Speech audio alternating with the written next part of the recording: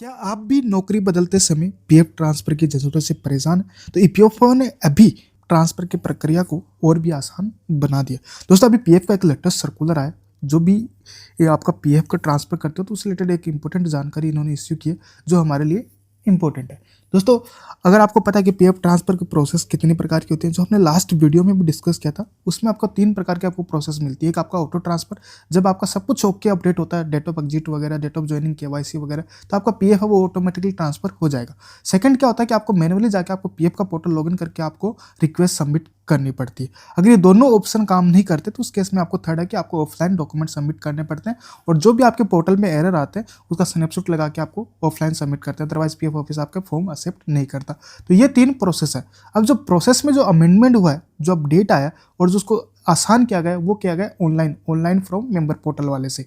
तो जो हम उसके बारे में बात करेंगे, और जो सर्कुलर आया वो इसी के रिगार्डिंग आया। जो सर्कुलर का सब्जेक्ट है वो है simplification of transfer of provident fund account regarding जो भी आप ट्रांसफर अब अप्लाई करोगे उस केस में आपको प्रेजेंट और प्रीवियस कंपनी से जो रिक्वेस्ट अप्रूव करानी पड़ती थी, अब वो अप्रूव करानी नहीं पड़ेगी, लेकिन जब आपकी ये 4 कंडीशंस हैं वो फॉलो हो रही है। तो स्क्रीन पे आपको सर्कुलर आपको दिखाई दे रहा है। सर्कुलर आपने ऑलरेडी हमारे टेलीग्राम चैनल पे अपलोड कर रखा है कि कैसे ये 4 कंडीशंस होती है। सिंपल सा, अगर आपका यूएन है, चाहे आपके 1 यूएन हो या 2 यूएन हो, उनमें आपका आधार केवाईसी वेरीफाई हो, नाम, date of birth, gender, father name सब कुछ मैच हो और आपका डिटेल मैच हो, तो उस केस में आपको ये कंडीशंस ऑटोमेटिकली अप्लाई हो जाएगी। तो उस केस में ना तो आपको प्रीवियस कंपनी से बात करनी पड़ेगी, ना करंट कंपनी से बात करके रिक्वेस्ट करके सर मेरा ट्रांसफर अप्रूव कर दो, मेरा रिजेक्ट कर दो। तो वो झंझट ही पीएफ ऑफिस वालों ने खत्म कर दिया। तो अब प्रोसेस के बारे में बात करेंगे। ये सेम अपडेट है पोर्टल पे भी आ गया। दोस्तों अगर अभी तक आपने हमारे चैनल को सब्सक्राइब नहीं किया, प्लीज़ सब्सक्राइब जरूर कीजिए, क्योंकि यहाँ हम जो अपडेट लाते हैं वो आपको विथ सर्कुलर के और विथ प्रोसेस के माध्यम से लाते हैं, जो ऑथेंटिकेशन हो। तो अगर आपने हमारे वीडियो देखे होंगे तो हम आपको विथ प्रूफ के साथ लेके आते हैं कि क्या अपडेट आया, पहले क्या था, आफ्टर क्या था, इसका प्रोसेस क्या है, जिस वजह से आपको इजीली आपको समझ में आ जाए। तो ये वीडियो अच्छा लगे तो एंड तक जरूर देख के अपना फीडबैक जरूर दीजिए। चलिए स्टार्ट करते हैं सबसे पहले प्रोसेस के बारे में। दोस्तों जब भी आप अगर पीएफ के ट्रांसफर रिक्वेस्ट करनी होती है तो आपको सबसे पहले पीएफ के मेंबर पोर्टल वहाँ पे आपको जाना पड़ता है। फिर आपको अपना यूएन पासवर्ड कैप्चर डाल के आपको साइन इन करना होता है। अगर आपने अभी तक अपना यूएन एक्टिवेट नहीं किया तो एक्टिवेट यूएन में जाके अपना एक्टिवेट कीजिए, जिससे लॉगिन पासवर्ड आपको मिल जाएगा। जैसे आप साइन इन पे क्लिक करोगे तो आपका ये पोर्टल है, आपका ये लॉगिन होने से पहले आपको ओटीपी मांगता है, लॉगिन सेकंड फैक्टर। तो ओटीपी आएगा, ओटीपी डाल के कैप्चर डाल के आपको सबमिट पे क्लिक कर देना है। जैसे सबमिट करोगे आपका पोर्टल ओपन हो जाएगा। तो इससे पहले आपको क्या करना होता है, जैसे आप ट्रांसफर रिक्वेस्ट सबमिट करते हो तो वहाँ पे आपको ना कंपनी का नाम नहीं दिखता, क्योंकि कंपनी में अगर आपकी डेट ऑफ एग्जिट टाइम से अपडेट हो गई तो वो ऑटो ट्रांसफर हो गया। तो उस केस में सबसे पहले क्या करना पड़ता है, आपको व्यू में जाना है, और व्यू में जाके आपको सर्विस हिस्ट्री में जाना है। सर्विस हिस्ट्री में आपको जाने के बाद में आपको चेक करना है कि मैं जिस कंपनी का पैसा ट्रांसफर कर रहा हूँ वहाँ पे मेरी date of joining, date of exit proper update है या नहीं। दोस्तों अगर ये अपडेट नहीं होगी तो आपको ट्रांसफर रिक्वेस्ट में जब ऑप्शन में जाओगे आपको ये कंपनी का नाम नहीं दिखेगा। तो बहुत सारे जो दोस्त हैं जिनको ये पता नहीं होता, तो ये मैं इसलिए बार बार बताता हूँ कि एक सिंपल सा प्रोसेस है। तो फिर पैनिक होते हैं, उन्हें पता नहीं होता कि सर कैसे ट्रांसफर हो, मेरा तो कंपनी का नाम नहीं दिख रहा। फिर वो जो करंट कंपनी का पैसा होता है वो पूरा निकाल लेते हैं, फिर पुरानी कंपनी का पैसा रह जाता है, जिस वजह से वो पूरा पैसा फंसा का फंसा पीएफ में ही रह जाता है। तो अगर आप पीएफ के जो पोर्टल है उसको प्रोसेस से फॉलो करते हो तो आपका पीएफ का पैसा वो अटकेगा नहीं, आपके क्लेम रिजेक्ट नहीं होंगे। तो एक प्रोसेस होता है जो आपको फॉलो करना होता है। अगर आप हमारे चैनल को रेगुलर फॉलो कर रहे हो तो आपको ये चीज़ें पता रहेगी। हम एक प्रोसेस के माध्यम से आपको बताते हैं, चाहे वीडियो थोड़ा लंबा हो जाए लेकिन आपको एक्यूरेट और करेक्ट डिटेल आपके साथ शेयर करते हैं। तो ये आपने चेक कर लिया, एक्यूरेट अपडेट। अगर अपडेट नहीं है तो आपको मैनेज में जाके डेट ऑफ एग्जिट में जाके आपको अपडेट कर लेना।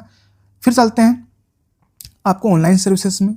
1 मेंबर 1 ईपीएफ अकाउंट आपको यहाँ पे स्क्रीन पे दिखाई दे रहा है। जैसे आप क्लिक करोगे तो आपको यहाँ पे ये जो हम पहले का स्नैपशॉट वीडियो बनाया था तो पहले का आपको स्क्रीन इस पर दिखाई दे रही। तो जब भी आप अपने रिक्वेस्ट सबमिट करते थे तो आपको पहले सेलेक्ट करना पड़ता था कि अटेंशन थ्रू आप प्रीवियस कंपनी से अप्रूव कराना चाहते हो या प्रेजेंट कंपनी से साइन कराना चाहते हो। तो ये पहले था 15 जनवरी 2025 से। अब जो अगर आप देखोगे तो अब आपको ये अटेंशन थ्रू वाला ऑप्शन ही गायब है। आपको यहाँ पर नहीं दिखा रहा है कि आपकी कौन सी कंपनी से आपको ट्रांसफर अप्रूव कराना, कौन सी नहीं। डायरेक्ट आपको अपना यूएन नंबर डालना और फिर आपको गेट डिटेल्स पे आपको क्लिक कर देना। तो ये अपडेट कैसा लगे दोस्तों, हम इसका जो अपडेट था हमने बहुत सारी रिक्वेस्ट भी की थी। बहुत सारे जो मेंबर हैं पीएफ मेंबर उनके लिए बहुत सारी आसानी हो, और जो बड़ी कंपनियां उनको भी ज़िंदगी आसान होने वाली, क्योंकि इनको जब ट्रांसफ़र रिक्वेस्ट अप्रूव करने में भी काफ़ी टाइम लगता था। बहुत सारे काफ़ी दिन तक से कभी डीएससी काम नहीं करती, कभी पोर्टल काम नहीं करते थे, तो बहुत सारे प्रोसेस में डिले होते थे। ट्रांसफ़र कंपनी बंद हो गई तो कौन ट्रांसफ़र करे। तो अब ये ज़िंदगी आसान हो गई है, अब कोई कंपनी की ज़रूरत नहीं है। तो आप कमेंट करके ज़रूर बताइए कि अपडेट कैसा लगे, और इस वीडियो को अपने दोस्तों के साथ ज़्यादा शेयर कीजिए जिसका पीएफ का पैसा ट्रांसफ़र नहीं हो रहा है। गेट डिटेल्स पर क्लिक कर देना, फिर जो कंपनी का आपको ट्रांसफ़र करना है वो कंपनी को सिलेक्ट कर लेना। सिलेक्ट करके फिर आपको यहाँ पे उसको सिलेक्ट करके आपको फिर वहाँ पे डिटेल सेलेक्ट कर लेना, और फिर आपको यहाँ पे डिक्लेरेशन एक्सेप्ट कर लेना। फिर गेट ओटीपी पे क्लिक करना है। गेट ओटीपी पे क्लिक करके आपको ओटीपी एंटर कर देना, और फिर आपको सबमिट पे क्लिक कर देना।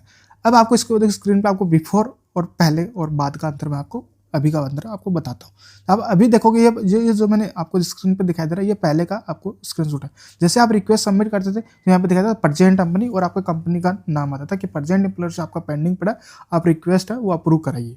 अगर आप जैसे आप रिक्वेस्ट सबमिट करते हो तो आप दिखेगा अटेंशन नोट रिक्वायर्ड, मतलब अब आपको कोई भी ऑथराइज मतलब डीएससी का या ई साइन का रिक्वायरमेंट नहीं है, डायरेक्ट वह पीएफ ऑफिस के पास चला गया।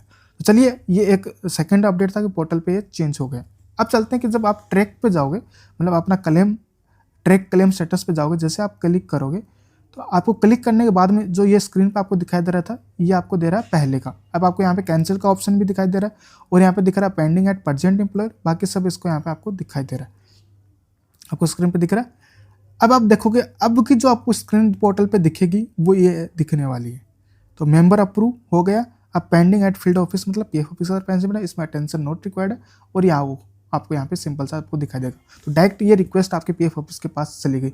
नहीं, यहाँ पे सिस्टम में चेंज होने में भी बहुत सारा टाइम लगता था, कंपनी 2-2 महीने से अप्रूव नहीं करती थी। अब आसानी से आपका रिक्वेस्ट अप्रूव पीएफ ऑफिस के पास जाएगा, और पीएफ ऑफिस चेक करके आपका डायरेक्ट या तो अप्रूव करेगा या रिजेक्ट करेगा। रिजेक्ट का जो रीजन है वो आपको चेक कर लेना।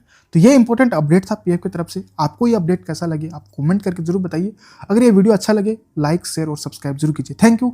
जल्दी मिलते हैं नेक्स्ट न्यू अपडेट और न्यू प्रोसेस के साथ।